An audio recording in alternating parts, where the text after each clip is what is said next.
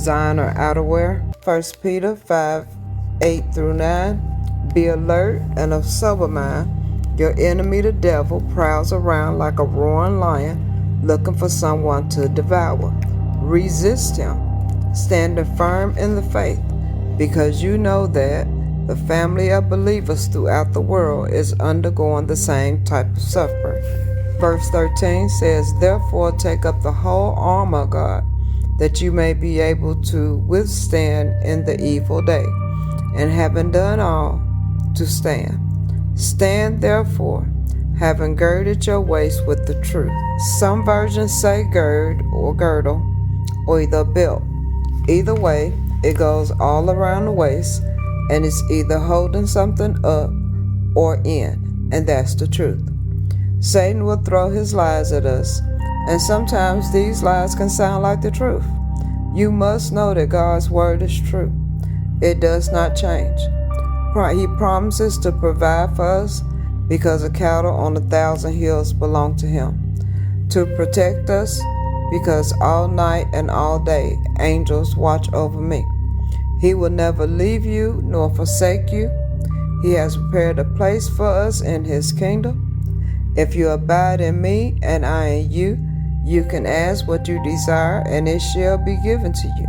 That he gave his only son to die for us, and whoever believes in him shall be saved, are just a few of God's promises.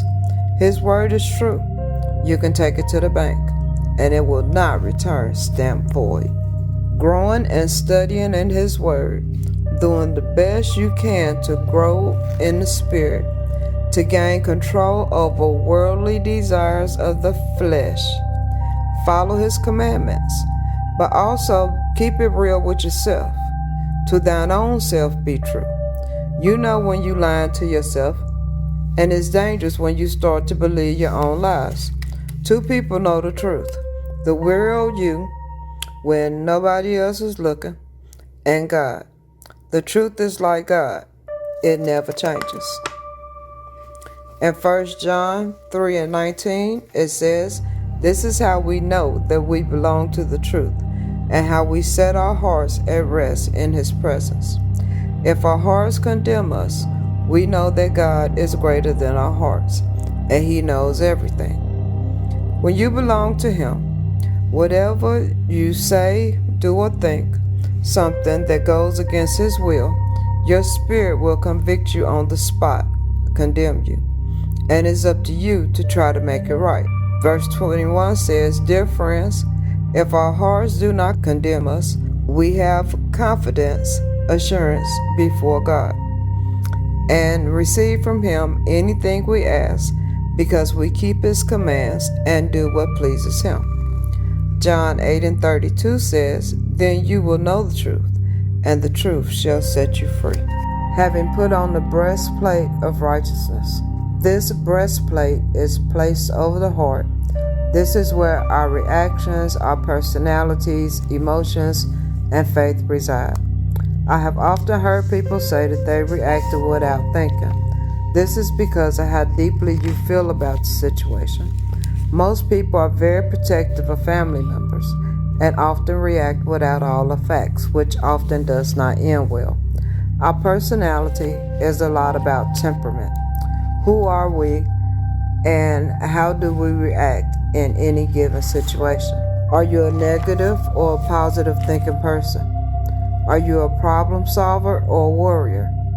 This is why he placed his righteousness over our hearts, to protect us from ourselves, because our own self-righteousness won't protect us from the enemy or ourselves. Proverbs 3 verses 5-6 tell us to trust in the Lord with all your heart, and lean not to your own understanding. In all your ways, good, bad, ugly, and indifferent, acknowledge him. Talk to him. Consult him. And he shall, not maybe, but he shall direct that path.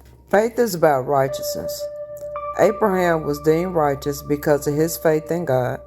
He was willing to sacrifice his own son as a burnt offering to the Lord, having faith enough that God would provide.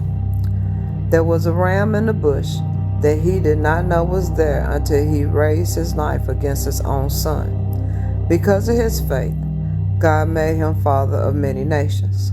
God's righteousness is the breastplate that protects our hearts and shows his approval. There is only one way to achieve righteousness, and that is by faith in God.